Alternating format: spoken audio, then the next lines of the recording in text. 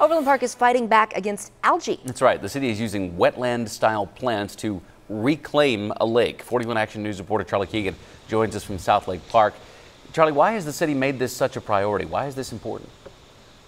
Well, you could ask, Taylor, that there's no drinking water in South Lake, so why worry about it? Well, it's this algae has become such a problem, though, that they've had to put up warning signs, keeping people out of the water, and even the Kansas Department of Health and Environment has put this lake on its warning list. We can show you what the water looks like in the daylight. You can see the algae on the surface there, and leaders here in Overland Park say that this water and the algae flows into the Indian Creek from here, and then into the Missouri River, and then into the Mississippi River and the Gulf of Mexico.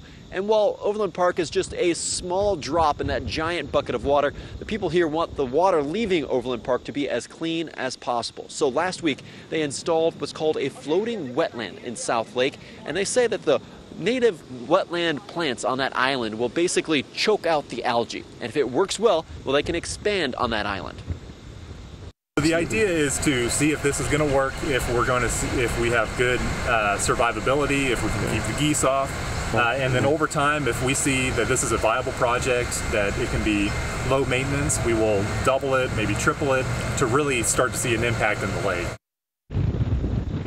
And the ultimate goal is to one day be able to take these signs down and prevent any algae from forming here at South Lake. The city spent about $10,000 so far, but the specialist you just heard from says there are things you can do to help kind of prevent algae from forming. He says, use less fertilizer in your yard, check your septic tanks, and pick up after your dogs.